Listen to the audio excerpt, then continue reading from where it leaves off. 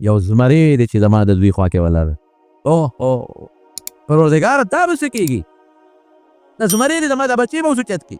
بیبي هاجره چې کله ابراهیم علیه السلام راوسته سره د خپل ماشوم بچي حضرت اسماعیل علیه السلام او بیت الله خو نړېدلی او ختم شوی، صرف داسې نښې پاتې وې. نو هلته یې ورته د جبریل علیه السلام ورته لارې ښودلې، دلته یې کړې ده. بیبي یې هم پرېښوده او ماشوم بچي یې پرېښود، دا دواړه یې پرېښودل او یو رکوټ غوندې تیلی وه په هغې کې ستوان کجوري چې څه خوراک وی ورته کېښود او یو مشکیزه وه وړه غوندې د څرمن هغې کې اوبه وې هغې ورته کېښود. اوس خو ابراهیم علیه السلام ته پته ده، په دې خو ماشومان هم پوهېږي چې دا اوبه به یو 15 ورځې 6 ورځې 10 ورځې پس ختمېږي او دا خوراک به 15 یا 10 یا 20 ورځې پس ختمېږي. او دا هم ورته پته ده، دې بیبي ته هم پته ده او ابراهیم علیه السلام ته هم پته ده چې دلته خو په میلونو په سلو میلو کې په میلونو کې دلته انسان نشته، نه کلی شته نه انسان شته، نه اونه شته چې د اونې نه به څه میوه راوشوکو، نه باغ شته نه بوټي شته، ځنګلي جاړې بوټي دي، غنو والا زغو والا. لیکن ابراهیم علیه السلام ډېر نرم دلی و. ان ابراهیم لأواه حلیم. بعد انسان نرمي په لږ څه جړاول دی چې داسې کېښودل دا بیبي او دا ماشوم پیرودونکي اسماعیل دی ورسره کېښود او ته روان شو. بیبي هاجرې د ماشوم بچی پرېښود او د ابراهیم علیه السلام د خاوند پسې شاته روانه شوه او ورته وایي چې ای سړیه تا مونږ چاته پرېښود؟ ته رانچته د بیابان کې په دې غرونو منځ کې پټي نشته، انسان نشته، شپه به راځي، نور به راځي، یو ونه وه ځنګلي د نور به څه د یو اونې به څه سوري د هغه اونې لاندې پرېښود، تا بس باران سره به څه کو، طوفان سره سیلۍ سره به څه کو، شرمخ را باندې راغی بل سره علل، تا به څه به جنجال کې پرېوت، چاته مې پرېږدې؟ ابراهیم علیه السلام ورته غږ نه کوي، کولی نه شي، لینا هم د جلا ورځي چې جالم په دا ښځه به بیا دې ته روان دی او دا ښځه ورپسې بیا روانه. ابراهیمه ما خو په دې پوه کړم چاته هم پرېږدې، غږ نه کوي. نو اوس چې دا کوم دی مروه ده، تاسو الله دې مونږ بوتلی د مروه نه چې لږ تاسې په چړۍ باندې ور مخکې شو او دا ورپسې روانه ده، بچی یې پرېښوده. نو لمن نه کله کونې و تا ته وایم که نه ابراهیم چاته هم پرېږدې، هغه بیا غږ نشي کولی، جاړي هغه هم غریب. دا بیبي هوښیاره وه، وی الله امرک بهذا، او زما دا خاوند خو هر څیز کې د الله خبره مني، تا ته الله دا ویلي، په دې حکم در کړی دی درته ویلي دي. ابراهیم علیه السلام بیا خبره ونه کړه په خولې، سر یې داسې وړخه چې ما ته الله ویلي. بس ښځې لمن پرېښوده او څه وایي؟ وی الله به مونږ نه ضایع کوي. بس مونږ خو په معمولي خبره د الله نه ګیلې کوو که نه، موټر شته دا نه چې نشته، خو چې لږ د دې نه غټ میلو نه شي الله نه ګیلې کوو. ډوډۍ شته دا نه چې نشته، خو چې لږه یو بوټی میوه ورسره نه بیا ګیلې شروع. کور شته خو کچه دی او چې پوخ نه بیا د خدای نه ګیلې شروع. هېڅ ګیله نه کوي د رب العالمین ده چې ربه دا په ما څه امتحان دی، الله دا سازمایش کې دی واچولو، پروردګاره دې بچي سره به څه کو. یره خو د انسان په اړه فطري شی دی چې انسان ته یره راځي، نه ایمان یې دونه مضبوط دی چې فوراً وایي الله به مونږ نه ضایع کوي. به مخه دی او الله بعضې وخت کې یو شی سړي ته خطرناک لګي خو هغې کې خیر وي. دا زمونږ ایمان دی چې زمونږ د خیر او د شر مالک او مونږ له خدای خیر راکوي. خو قانون دا دی چې غنم به درته میلاویږي خو محنت غواړي، کرونده غواړي، کو دغه غواړي، څه ورته وایي، لو غواړي، اوبخور غواړي، پټۍ به وتاړی، د شپې به هم دی د ورځې محنت غنم به میلیو شي. تکلیف نه بغیر راحت نه تکلیف وي. نو چې ابراهیم علیه السلام داسې لږ اخوا شو که نه نو بچي چېرته تړه نه بیا یو نیازبین یو بچی دی په بوډاوالي کې الله ور او پیغله جینۍ ده پیغله ښځه ده. نو بیت الله خو ته الله ویلو دلته به کور جوړو نو دې بیت الله ته مخ کړې په یو غر ودرېده او الله ته یې لاس رب انی اسکنت من ذریتی بواد غیر ذی زرع. الله ما خپل بچی یو لق تق بیابان ځنګل کې پرېښود پروردګار. یو وخت نه اسکنتو به دلته به اوسېږي بیت میخوره. ربنا لیقیموا الصلاة. الله ما بل څه له نه دی پرېښی دا چونکې ستا کور دی تا راته وایي چې دلته به د ما کور دی نو ما دې له پرېښود چې دا ستا عبادت وکړي. یوازې دي پروردګاره دا به څه کوي. فاجعل افئدة من الناس تهوي الیه. یا الله د خلکو زړونو ته مایل کړي څوک وله راوړه. وارزقهم من الثمرات. خدای میوې وله ورکړه لعلهم یشکرون. نو دوی به ستا شکر ویلی. بس ابراهیم علیه السلام خو دې په جلا کې ووت لاړه. بیبي هاجره وایي چې بیا مې لږ ساعت بس وکتل یو زمری دی چې زما د دوی خوا کې ولاړ ببر شی. اوهو پروردګاره دا به څه کېږي د زمری دی زما دا بچی به اوس اوچت کړي او زه به ورسره څه کوم داسې دا نشم بچ کولی دا بچی به دې څه بچ کړه او زمری م لګیا دی زه یم دا بچی مې خوري ژبه یې رایستې را او زما بچي دې اړه واقع های و اولاد ډېر خوږ دی نو خدای دې موږ ټول تاسو ټول د بچو د غمونو نه وساتي. بچی ډېر خوږ بچی خوږ د پلار زړه په بچي او د بچي زړه په غټه تیږه.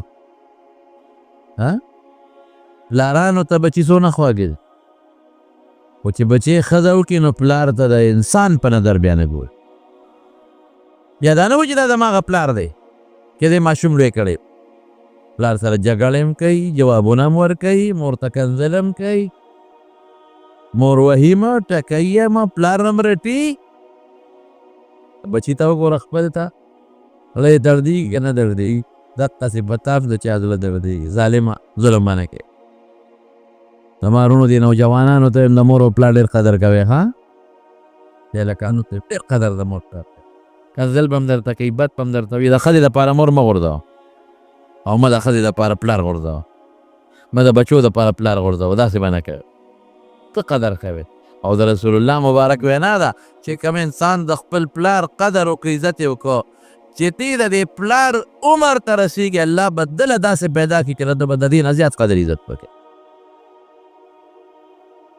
پاریمانو ته هم دی کې یو نکتې ته اشاره ده چې د پلار عمر به هم خدای درکوي دا معلومه شو چې عمر به دې هم زیات نو پلار دی نو مور ده بیا هم بچی دی نو چې څنګه رانږدې شوه نو هغه زمری لګیا دی اسماعیل علیه السلام سټي خپې وله پاکوي ګوتې وله پاکوي لاس وله پاکوي سر وله سټي صفایي وله کوي او اسماعیل علیه السلام او ماشوم اسماعیل علیه السلام ورته خلطېږي خاندي ورته. نو چې څنګه حضرت بیبي هاجره راله او راورسېدله نو دا زمري ورته په داسې انداز باندې لګیا دی لکۍ ترنګوي لکه ساتلی سپی چې بنده ته لکۍ ترنګوي. بورانې سپی چې اني ساتلی چې دا مالک یې د بار نه راشي نو دې ورته د خپو ته تاویږي راتاویږي خښه ورته کوي او دا لکۍ ورته ترنګوي. الله ورته وښوله الله ورته وښوله چې بیبي هاجرې فکر مه کوه د ځنګل زمرې به ستا او ستا د بچي څوکی کوي انشاءالله. الله رسول الله مبارک فرمایي وی انا اغیر منکم وی تاسو کې زیات غیرتی زیما والله اغیر مني الله بیا مانه زیات غیرتی دی. نو چې الله دپاره ته محنت کې خواري کې بچی پرېږدې ښځه پرېږدې نو الله د بیبي هاجرې خبره الله به مو نه ضایع یقین ساتی په رب العالمین الله تابعداري کوه الله خوشحاله وه ته ګوره الله به په تا غیرت کوي، وخت به وي وخت به وي خو غیرت به در باندې کوي، خفه کېږي به نه. او دا د دنیا پریشانۍ خو کله کله پارچه راځي. دا خو حضرت یونس علیه السلام باندې راغله، په حضرت ایوب علیه السلام بیمار شو، ابراهیم علیه السلام باندې دا پریشانۍ راغلي دي، دا ازمایښونه به راځي خو ښه نتیجه به بیا انشاءالله د الله د غیرت څخه نتیجه به یې انشاءالله. یو ابراهیم علیه السلام په کله کله راته بیبي هاجرې ورته دا قصه وکړه. ابراهیم علیه السلام ورته وی هاجرې وی د دې نښې یو خدا شو چې الله به ستا حفاظت کوي او ستا د بچو به الله حفاظت کوي، یو خدا شوه ځکه زمري درته لګیا دی حفاظت کوي. او دویم دا معلومه شوه زمري زورور دی، په ټولو حیواناتو کې تکړه او مضبوط د ځنګل بادشاه دا شیر دی ببر شیر زمري. دلته دا زمري چې تا ولید که نه د دې دا نښه ده چې په دې علاقه به بل څوک غلبه نه کوي، دلته کې به ښکار حرامې. دا د زمري علاقه شو، زمري په خپل علاقه کې خپل ښکار کوي، د بل چا ښکار نه مني، ښکار به دلته مني حرام. دا د زمري علاقه ده، دلته به څوک بوټ هم نه پرې کوي، دلته به څوک رادننه کېږي هم نه. هماغسې شو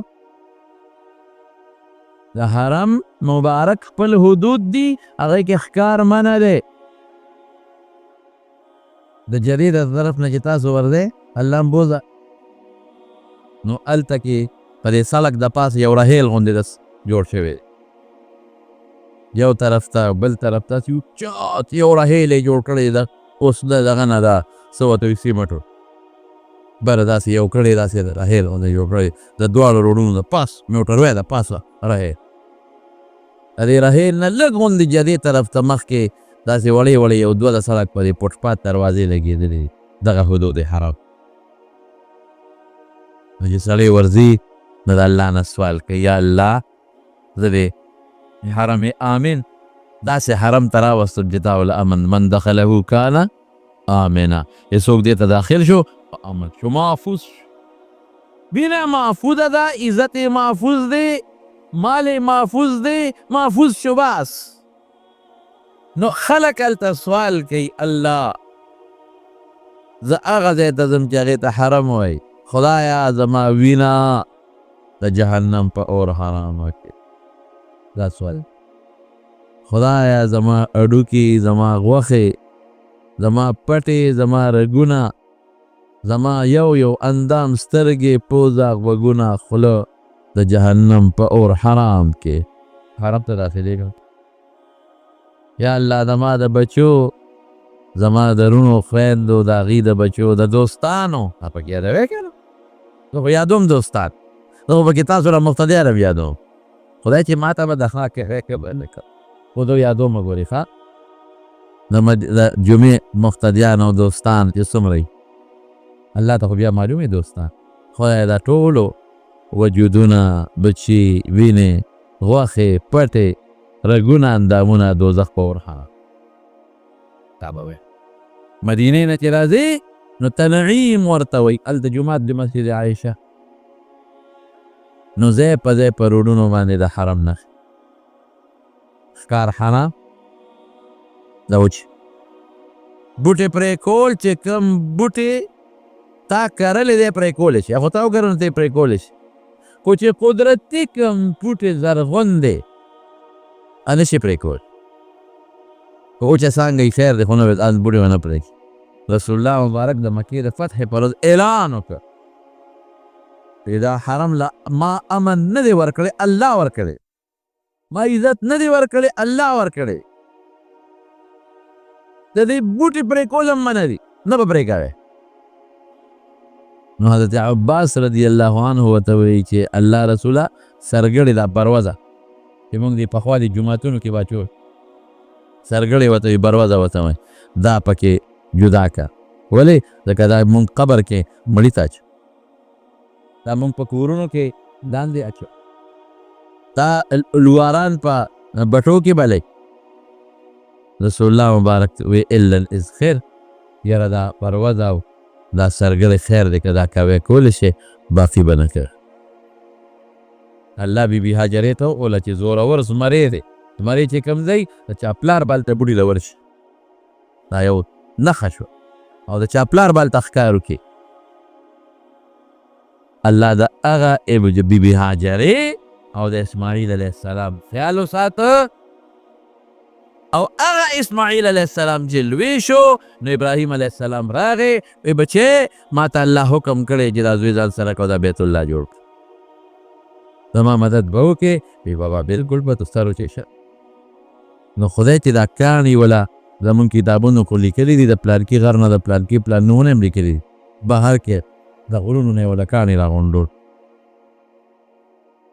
او تراشل به نو بیت الله شریف یې جوړ اوچت د کوټې تقریبا 50 فوټ اوچت دی یو طرف 32 او بلم تقریبا 32 فوټ دی بل خوا 42 44 فوټ دی او بل خوا هم داسې دی لوی کور د خدای ماک دی یو او چې په کوم کاڼي باندې به ودرېدل قوازه خو نشته که کاڼي به ورته اوچتېده لکه د قوازې کار به یې کو نو په هغې کې د ابراهیم علیه السلام د خپې د ګوتې د بند عمره نښې هم شته مقام ابراهیم ورته وایي د بیت الله شریف دروازې ته مخامخ هغه کاڼی پروت دی د شیشې جال ته ګیر چاپېره تاو دی چې څوک طواف کوي ورته ګوري د ابراهیم علیه السلام د خپې نښې پکې پرتې واتخذوا من مقام ابراهیم مصلا چې طواف څوک وکړي نو 2 رکعته واجب الطواف کوي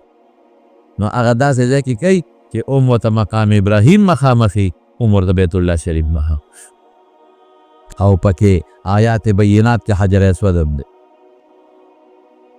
حجر اسود د انسان د سر عمره کاڼی و آدم علیه السلام چې د الله د اسمان جنت نه راکوزه و ځان سره راوړی دی رسول الله مبارک فرمایي د پیو نه سپینو خو د بني آدم ګناهونو تور کړی دی دا درکای او چې چا د هغې استلام په حقه وکړو نو قیامت په ورځ به دا حجر اسود ته خدای په دربار کې هغه له سفارش کوي د به سترګې وي نظر به پې کوي د به ژبه وي خبرې به پې کوي د به غوږونه وي اورېدل به کوي او استلام څه ته وایي ښکل به اوس به د چا پلار ښکل کړي لږ رش خو نه دی دکې دی او چغې دی او شرمول دی او ښځې بیا توبه وباسي ښځې د سړو په دا میانځ کې ورځي ښکلی ښکلول یې مستحب دي که ښکلول یې نشي لاس به یوسئ شریعت به لاس به ښکل کې که لاس نشي وړی چوکه یوسه به ښکل کې که هغه نی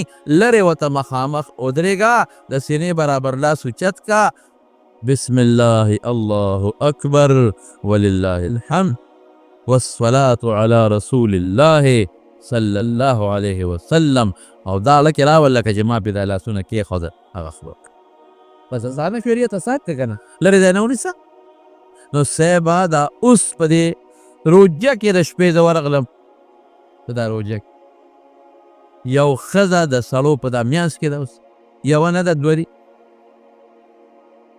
ای خورې پنجابی وه ای ترورې ای خورې د خدای خاطر او ورور دی یا خاوند هر څوک یو دې مخکې دی د خدای وایي آپ چوپ دی هم نه وي چوپېږي تاسو ښکلی مونږ به نه ښکلو ما ګوره مونږ له ښکلول بېله ده سړي په سړي کې کول ښه دي پروا نشته دا خو ته د سړو په منځ کې ورځې سړو په منځ کې لګې دا څه کې ګناه دې کېږي حرام دي حرام حرام هغې چېرته اورېده مقه زورونه تاسې داسې نه که نه لکه چې دا لس 15 شل 40 کسان یو ځای دی برجې ته راغونډي او زورونه لګي یو ښه دی په منځ کې ګناه نه دی که ثواب ما خو تېره جمعه هم درته ویلي چې عبادتونه خفه کېږي مه نمایشي دي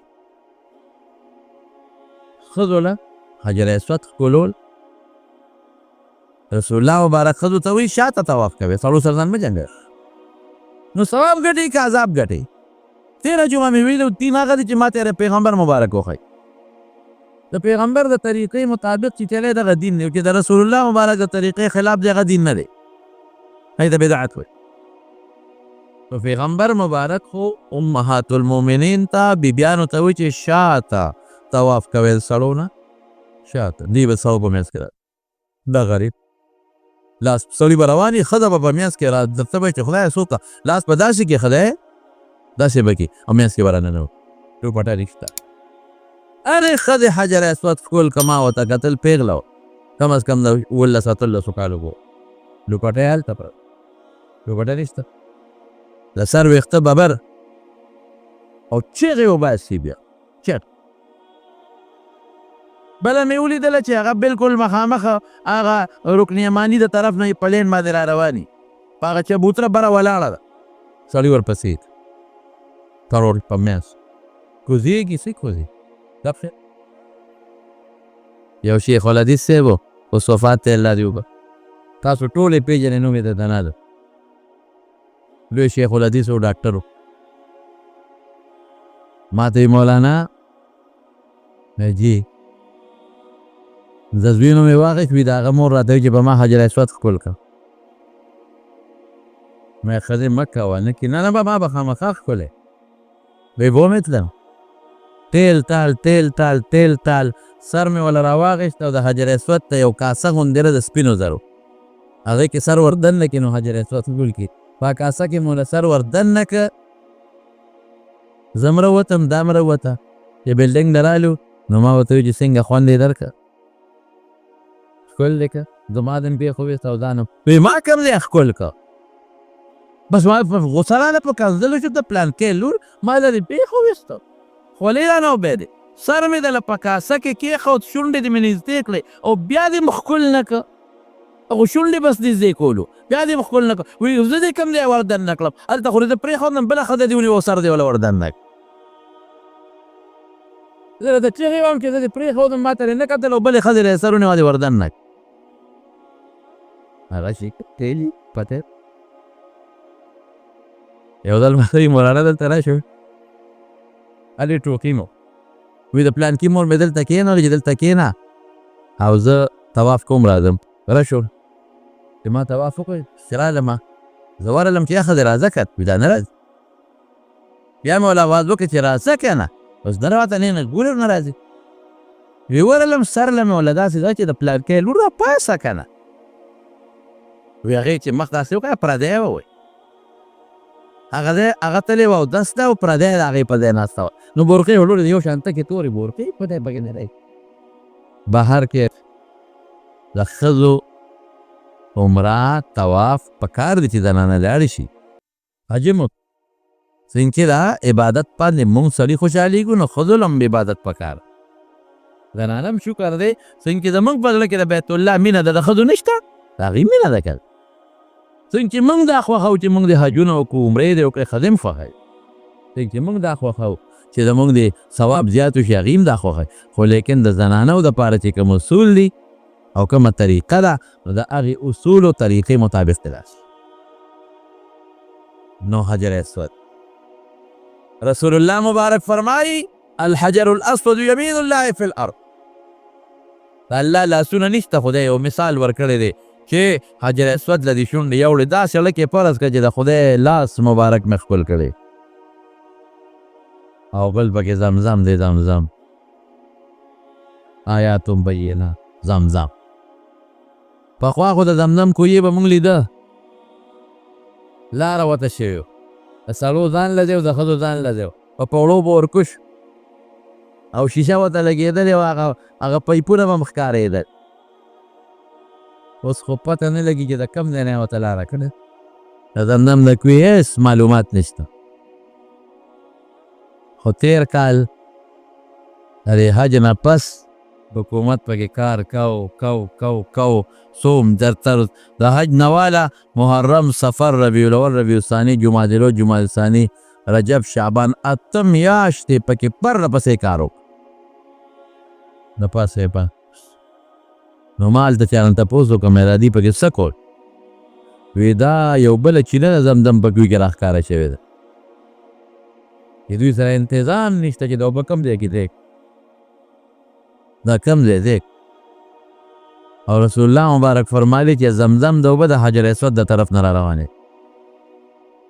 حضرت عمر فاروق رضی الله عنه په زمانه کې یو حبشي یو تور سړی په زمزم د کوی ته پرېوت پکې مړ شو سړی ترې راوویسته خو وینه نه بندېدله. عمر صاحب ته چا وویل چې دې سره څه وکړو؟ اوبو کې د وینې اوس هم خوند شته. حضرت عمر رضی الله عنه یو صحابي ته یو غوټاناک سړی راوسته چې څوک د غوټۍ ماهر وي. وی ما د رسول الله مبارک نه اورېدلي چې د اوبه د حجر اسود نه رانوانې دي. نو ته به دا مهرباني وکړې چې د حجر اسود په طرف غوټه وه. نو چې کوم ځای سوړه درله نو یو کوټ یې ورکړی و چوغا وي دا پکې ومنډه زور سره. نو اوبه به بندې شي دا اوبه به دې راوباس. غوټناک سړي چې غوټه واله وی د حجر اسود په طرف د انسان د سر عمره یو سوړه راله. په زور مې پکې چوغه ومنډله، زور مې ورکړه، اوبه څه ناسته کمې شوې. نو کوی یې راوځانځه را صفی کړه. نو بیا ته یې هغه چوغه وویسته. دومره اوبه دي زما وروڼو چې دا په لکونه خلک ځي، په لکونه خلک دا ټول د اوبه څکي لږې نه. حضور پاک فرمایي دومره یې وڅکئ چې پختی پرې راوپړسېږي. خلک خو یې اوبو کې ګزاره کوی که چې اوبه کمې نه ګزاره به پکې نه. دومره وڅکئ چې پختی هم راوپړسېږي. او دا خلک ځان سره ملکونو ته څومره وړي، هغې لږې ورکوي نه پرېږدي، په پټو یې خلک وړي، په غلی راوړي، په راوړي یې. او مدینې منورې ته ټیکرې روانې دي او ټول د مدینې منورې حرم د کولرو ډک دی. او اوس پیپ روان دی، پیپ اوس د مکې مکرمې نه مدینې منورې ته پیپ کودی کېده. بله څه دی پورې ښخ کړی م دی. ما چا ته تپوس وکړ ما دا کودی د څه ده، دا پیپ د څه دی؟ دلته اوس ویګیس نشته. وی دا د زمزم اوبو له پیپ ښخی، دا مدینې منورې ته په پیپ کې جده کې مې ولیدل، په ډېرو ځایونو کې زمزم اوبه، په ریاض کې مې ولیدل، په ډېرو جوماتونو کې زمزم اوبه. نو دا د زمزم اوبه رسول الله مبارک فرمایي چې په کم نیت چا وڅښلې الله به هغې دپاره برابروي. خو زموږ د خلکو خو پیسې شته که نه، هلکه ماله به سوچه اوبه راکړې، سوچه به د چا پلار تاله پوره کړي. سوچه خو یو 15 لیټره بوتل ورکړي، زه خو ورته بوتل ویم. ابر تورنګزو به سینګ کړي او زما خو 2 طالبان دي. نو رسول الله مبارک څه وایي ګرعه به کوو او یې نورې پکې واچوې، دا خیر پیدا کوي. یو بوتل به 100 ته ورسي چې نورې دې ته واچولې 100 ته به ورسي، یو بوتل به 100 ته رسي چې نورې دې پکې واچولې 0 ته به ورسي. نو خیر نه شو؟ نو خلکو به وي چې خدایا دا پکې نورې واچوې نو دا دیسي شوې او دا جوټه شوې. لکه چې پیغمبر وایي نو دا خو دیسي جوټه پکې د کمې را دی. نو د زمزم اوبو کې 2 فایدې دي، د تندې د ختمېدو کار هم کوي او د لوږې د ختمېدو کار هم کوي. زمونږ کتابونو لیکلی چې شپږ میاشتې بعضې حضراتو په مکه کې په حرم کې تن نه وخت تېر کړی دی، صرف د زمزم اوبې څکلي، ډوډۍ نه راخوړلی. نو د فرانس یو ډاکټر پې تحقیق کړی. تاسو سره خو دا موبایل شته که نه؟ په دې کې دا ټولې قصې شته. د فرانس یو ډاکټر پې تحقیق کړی دی. هغه وایي ما د زمزم خالصې اوبه په لیبارټرۍ چک کړئ، بیا مې په نورو اوبو کې د زمزم لږې اوبه واچولې، نورې خپلې وې زمزم مې لږې پکې واچولې، هغه مې په لیبارټرۍ چک کړې چې خالص اوبه څنګه وي چې په نورو کې د یو ګوټ ور واچولې هغه هم ټولې د زمزم شي. نه خوند بدلېږي، نور اوبو کې خو چې د انسان ګوتې ولګي نو څښا کېږي که نه څښا کېږي، نه خوند بدلېږي، نه پکې چې د شګه راووته، نه چې ته خړی شوې. یو ځل یو انګریز دا سوال کړی و، وایي زه دا سوال کوم چې د زمزم د اوبه د 4 موټرې لګیا دي اوږدې اوبه راوځي، دا خړېږي ولې؟ د زمزم په اوبو کې شګه ولې نه راځي؟ د دې خوند ولې نه بدلېږي؟ او دا تشېږي ولې نه؟ نو چا به یو جواب او چا بل. ما یو جواب به ولې زه ورکړمه دا چې دا د حضرت اسماعیل علیه السلام د ماشوم بچي د خپې د لګولو معجزه ده. د معجزې مقابله څوک شي؟ معجزې طاقت پر الله سره هغه د زمزم اوبه دي. او صفا ده چې بیبي هاجره به وخته او بچي ته به یې کت، او مروه ده چې دغه د بچي ته کتل، او د صفا مروه په منځ کې لږ ځای کې منډه ده. ښځې به منډه نه وایي، سړي به وایي. دغه ځایونو کې دعاګانې هم ثبتې. صفا باندې خلک استلام کې استلام معنی کې دعا به کې دعا پې قبلېږي. د صفا په غونډۍ دعا قبلېږي، د مروه په غونډۍ دعا قبلېږي، هغه چې شنو راډونو کې منډه وي هلته دعا قبلېږي، حجر اسود ته مخامخ دعا قبلېږي، د زمزم کوی سره دعا قبلېږي، د زمزم اوبه چې دي اوس کې دعا قبلېږي. ملتزم د حجر اسود نه تر د دروازې پورې دقه ځای سره دعا قبلېږي. او میزاب رحمت چې د کوم ناوه مبارکه د بیت الله هغه تویږي هلته خلک ورننوځي، هلته دعا قبلېږي. دا برکتي ځای دی رو، دا ړومبی کور دی او خدای ورله ډېر لوی عزت ورکړی. یو واقع درته وایم نو بس کو. یو ښځه وه، دا ښځه او دا خاوند انګریزان دي. دوی وایي چې مونږه د تیلو په یو کمپنۍ کې نوکرانو د امریکا کې. زمونږ بدلي وشوه جدې ته، جده کې مې تیلو کمپنۍ دي. وایي مونږ به بار داسې راووتو، چکر به مې لګاو، نو وایي داسې سړي به م لیدل چې سپینې جامې یې اچولې دي، سپین څادرونه یې والې، او ښځې به م کتې چې هغوی به م داسې بل شان رومال په سر کړی و، چغې به یې والې و، د سړو م سب چپل په خپو. دا ښځه وایي د دې سړي نه مې تپوس وکړه د دې خاوند نه چې دا څه چل دی. بعضې سړي نه په ګاډو کې روان دي، په دې لارو کوڅو کې روان دي، په دې ایرپورټونو کې مونږ وینو چې هغوی دوه څادرې جوړې سپینې، سرتوب لکه لیونو غوندې شپې کې چپل، نه کمیس، نه کوټ، نه واسکټ، نه پرتوب، او ښځو هم څه مخصوص لباس، مخصوص چغې موی لپې. او دا خاوند راته وایي چې دا په دې دلته یو ښار دی مکه ورته وایي، هغې کې د مسلمانانو میله لګي په کال کې، دې ورته حج وایي. دا مسلمانان هغه میلې له راځي، او چې دې میلې له راځي نو په دغه لباس کې راځي. د انګریزان خو د میلو شوقیان دي.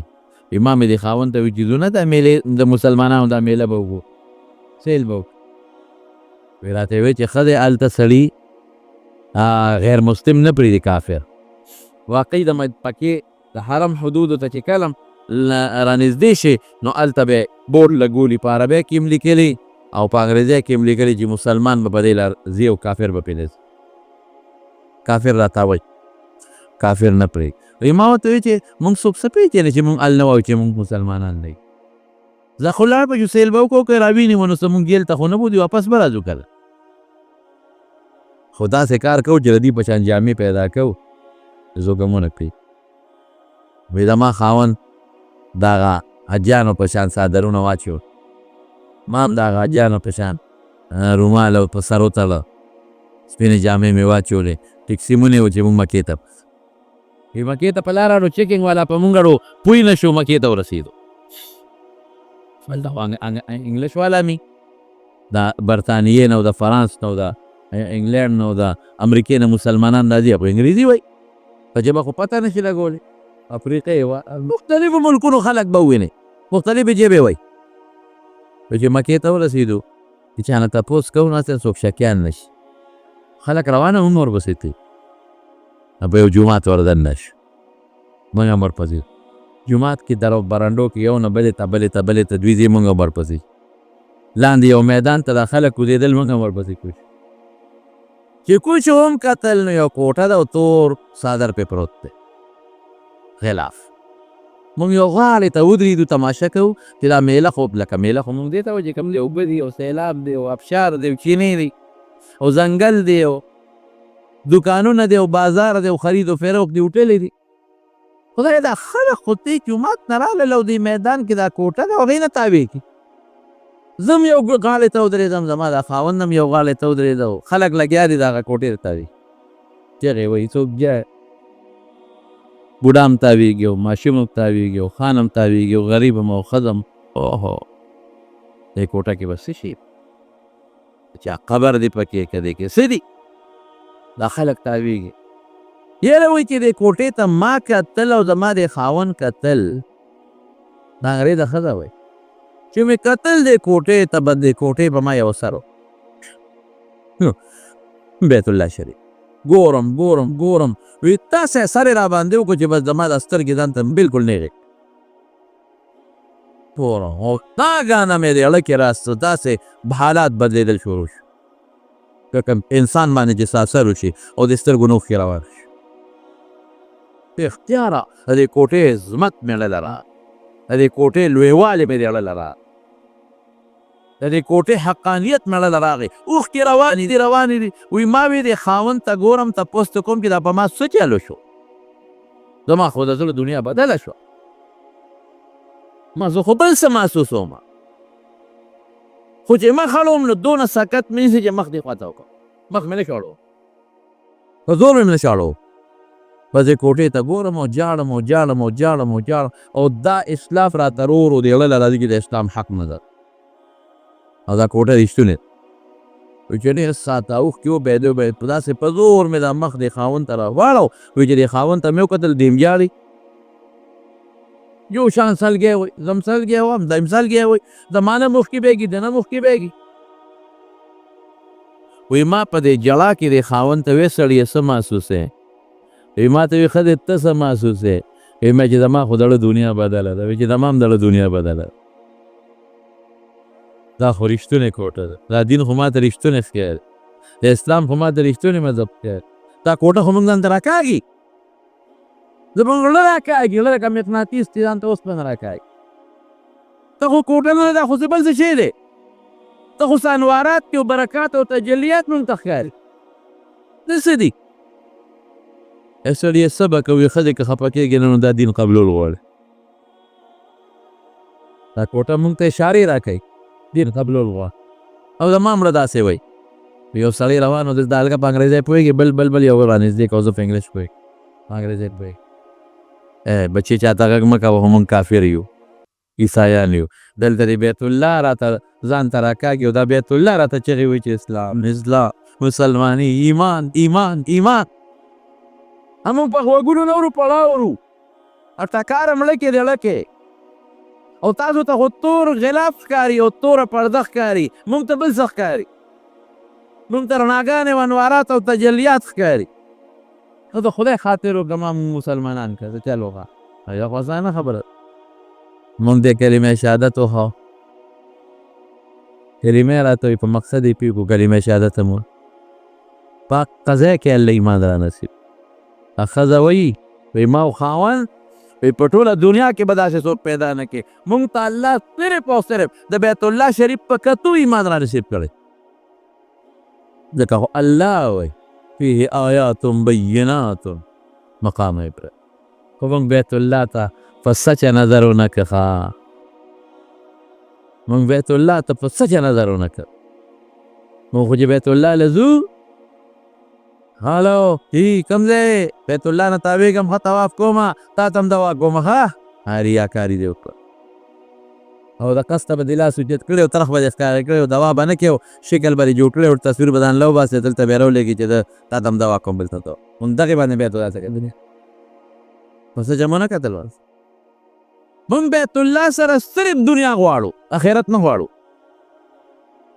زه عمرې له دې لازم چې کاروبار مې خراب دی چې هلته راشم دوا وکړم کاروبار ټیک شي پریشاني ده چې لاړ شم چې پریشاني ختم دوی نوکري نشته چې ولا سوال وکړم چې نوکري شروع شي دې له زه بس کارخانه یوه ده چې دوه جوړې کړم هغې له زه الله څه وایي منهم من یقول ربنا آتنا فی الدنیا حسنه وما له فی الاخرة من خلاق وایي دې بیت الله سره بعضې خلک دنیا غواړي ور به یې کم خو آخرت کې به یې څه نه ومنهم من یقول ربنا آتنا فی الدنیا حسنه څنګه دی وفي الاخره بعضې خلک دنیا هم غواړي آخرت دنیا غوښتل منع نه دي خو اصل شی خو دنیا نه ده اصل څه شی دی آخرت هلته به دواړه نیت خالص کا دې رمه ده ځمکه غواړم او بنګله غواړم او کارخانه غواړم او پریشاني ده دا به ختمېږي الله دلته هم شته دعا دلته هم قبلېږي هلته دې له لاړ شي چې یو لک منځونه هلته پیدا کېږي دلته نه پیدا کېږي الله خو دلته هم شته دعا خو دلته هم ده نیم په پاسه رسول الله مبارک فرمایي د نیمې شپې دعا خدای قبلوي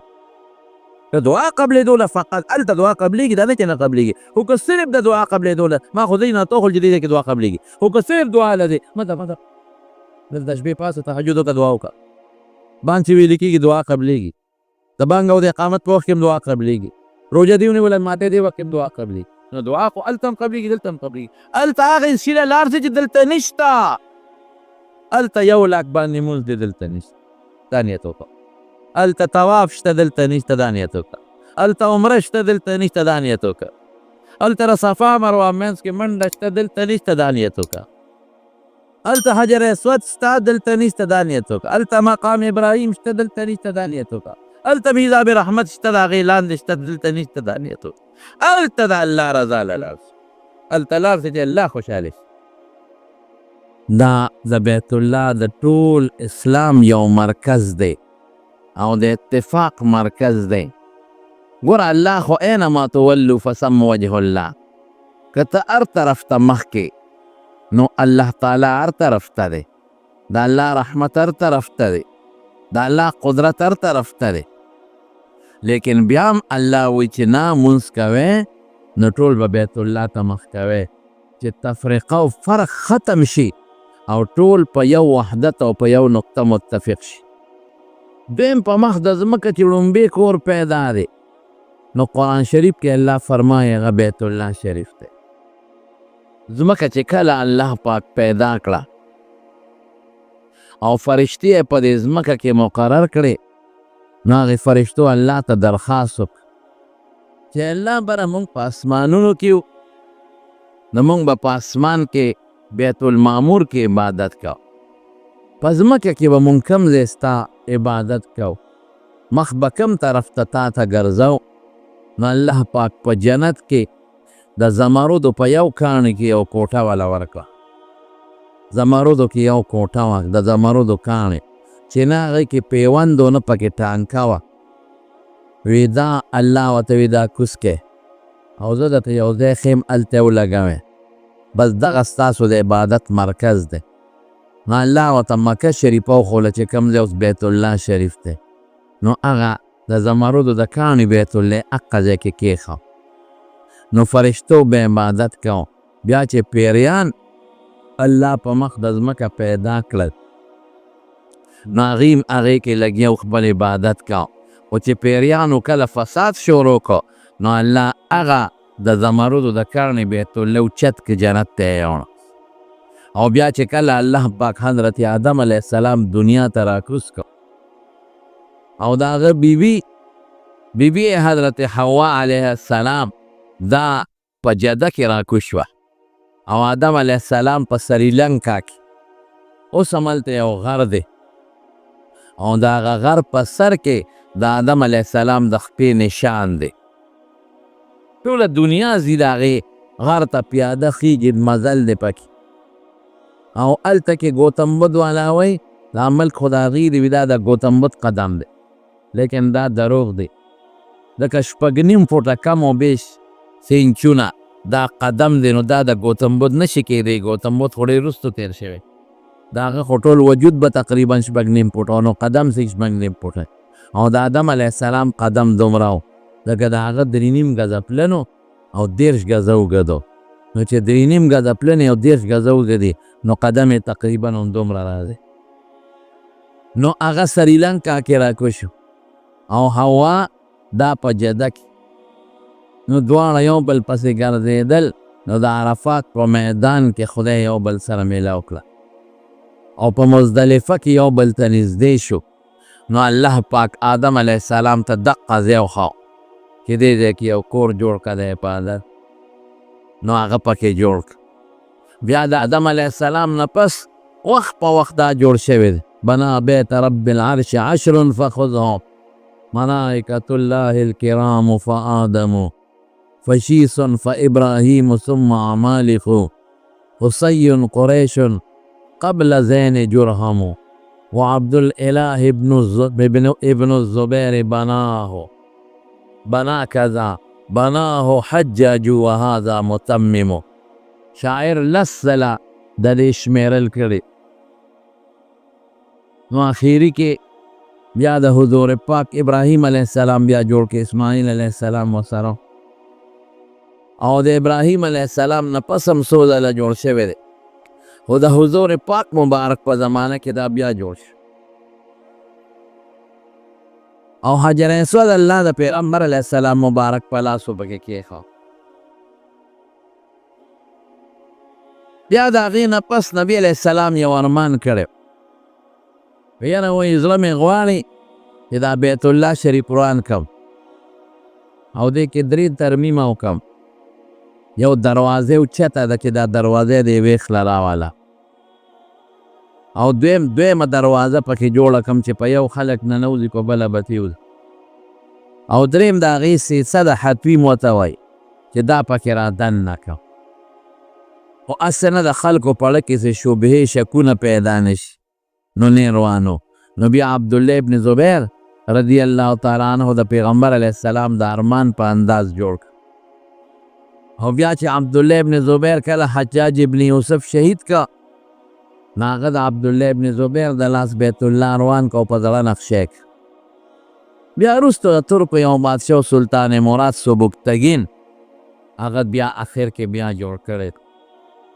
نو اوس هماغه د سلطان مراد سبکتګین د زمانې بیت الله شریف دی او سعودي حکومت پکې لږ پوخوالی راوستی دی پشتۍ یې ورته جوړې کړې او تیږو باندې والا څه ټکوالی دی چې کلک شي دننه یې پکې تیلونه لګولی دی د سرو زرو دروازه یې ورته جوړه کړې ده د سرو زرو ناوې والا جوړه کړې ده د ریخمو غلاف په کال په کال بدلی او 2 چته یې جوړ کړی دی او دننه یې پکې دروازه جوړه کړې ده د 2م چت او د بره چت نو قرآن شریف جیرونو د چا صفتو کې او الله ته کوم څه صفتو کې او الله ورته برکتي وایي یقینا د برکت شی نه الله فرمایي ان اول بیت وضع للناس لومبی کور چې الله پاک د خلکو د عبادت لپاره مقرر کړی نو هغه للذي ببکه هغه دی چې په مکه مکرمه کې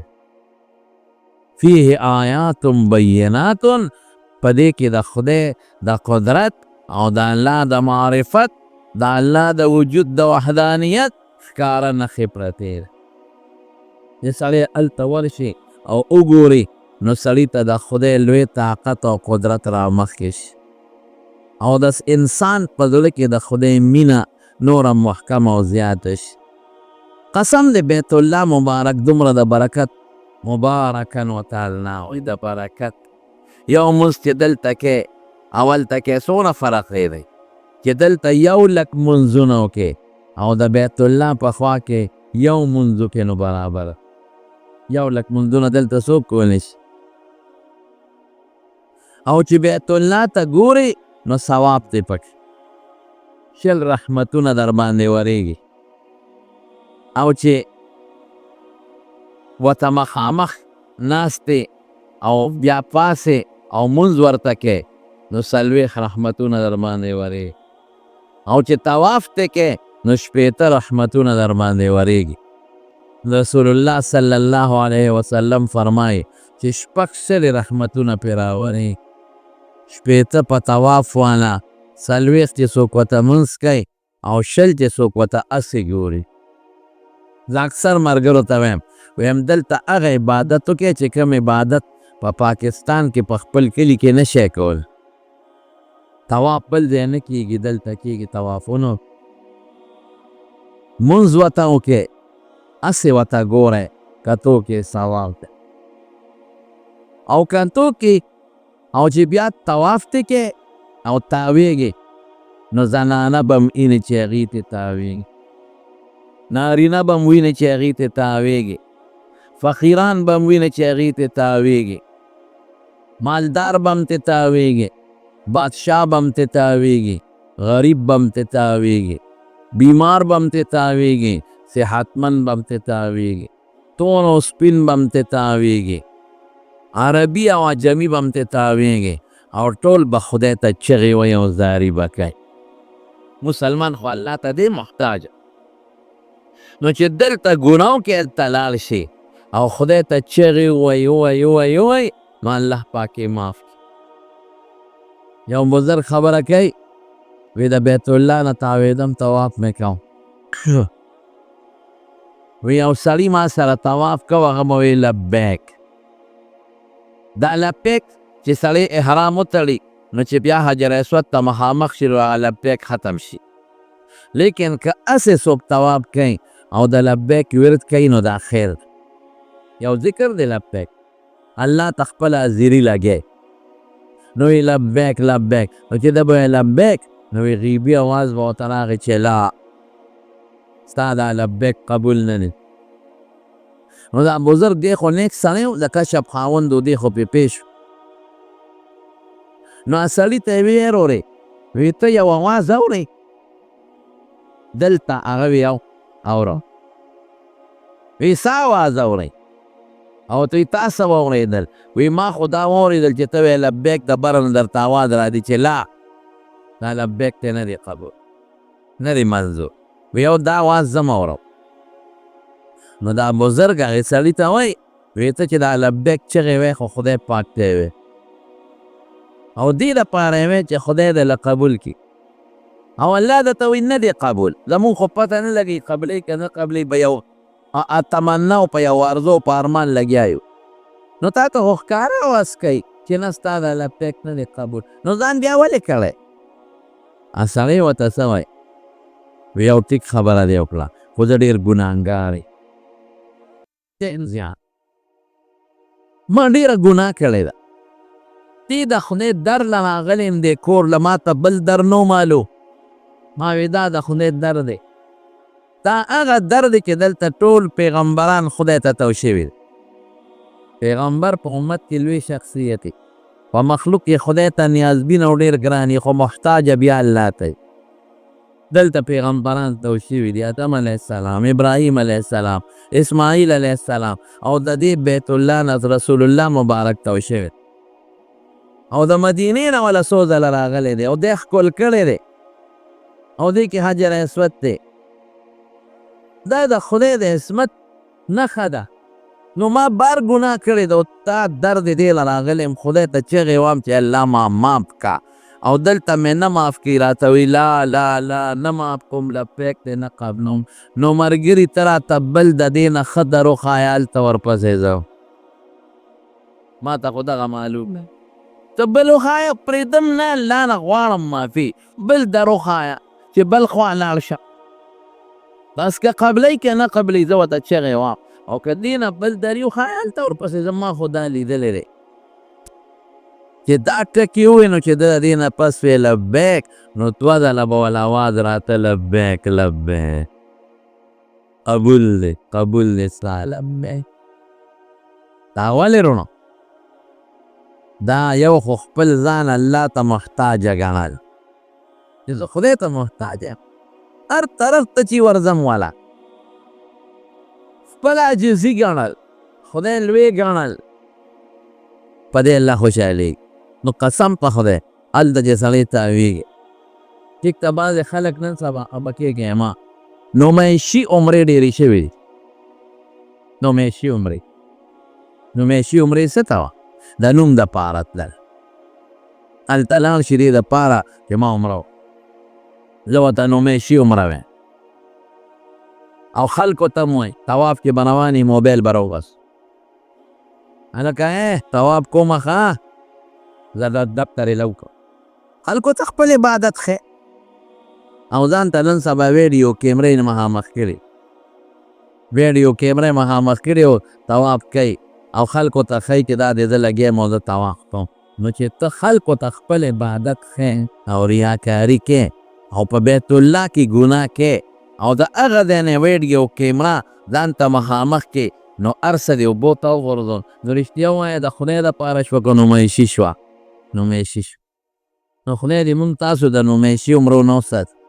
مونږ هم ډېر خلک تصویرونه وباسي نه یم خبر چې دلته راشم وایي تا خو پکې هلته ناست وي د خدای پاکه دا چا سهار هم ماته یو سړي په موبایل کې تصویر راوایست وایي دا ګوره ته یو ځای کې ناست یې او دا دلته کې روژه ماتې کې او دا خدایه پاک مونږ هم نه پرېږدو چې دا نه خبرې ګوټه سې ورکړې. نو لګیا دي په طواف کې صاحبه چغې به وایي او لګیا یم او تا دوا کوم. تېر مې قسم په خدای ولیدل قسم مې درته وخوړ د جمعې ورځ د خو مې ممبر ناست دی چې بل له به موبایل ورکړي او لاس یې د قصده اوچت کړي دوا نه کوي لاس یې اوچت کړي بیت الله ته شا کړي یا ورته مخ کړي او د بل له موبایل ورکړي ما له تصویر وباسه.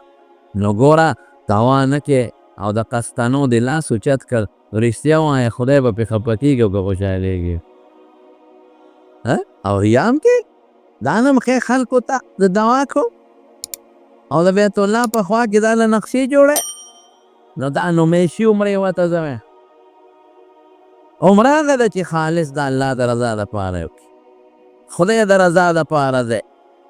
نومیشي مه کوئ چې ما 3 عمرې وکړه، ما 4 وکړه، ما 15 وکړه. او نومیشي مه کوئ چې خلکو ته وایې بس ما خوال ته اعتکاف وکړه او ما خوال ته وکړه. ریا به نه کوئ. یو نیک سړی دی په کوټه لګیا دی، بعد تلاوت د قرآن شریف کوي، قرآن شریف تلاوت کوي. په لاره خلک روان و، د ده د زړه کې راغلی چې دا خلک خو روان دي، ورېږه دا تلاوت په زوره کم چې دوی یې واوري چې پته ورته ولګي چې دی خو تلاوت کوي. نو په خشته اواز یې تلاوت، مخکې رو خشته اواز نو، اوس یې اواز ښکلې که او په خشته اواز یې تلاوت شروع کړه چې دا خلک یې واوري. خلک هم ودرېدل چې هلکه ډېر ښکلی اواز یې دی دا تلاوت چې کوي. نو چې خلک لاړل بیا یې اواز غلی کړ، تلاوت یې کوه. چې خپل سبق یې خلاص که، ختم یې وکړه، بیا نو وده شو، خوب یې ولید. نو خوب کې الله ده ته خپل عمل ښاو، نو دا تلاوت پکې راغی. نو هغه چې تلاوت راغی نو چې هغه کوم ځای ده اواز په زوره کړی و، د هغې ثواب نه و، د باقي و. نو دوی ورته وایي چې الله ما خو قرآن شریف ټول ستا دپاره ختم کړی دی، نو د دې نورو ثواب شته او د دې ثواب پکې نشته، دا خالي دی. یوه نور دې ما لکه او دا د دې له وکړه چې خلک یې واوري. ما له دې نه دی کړی، دا د خدای له کړی.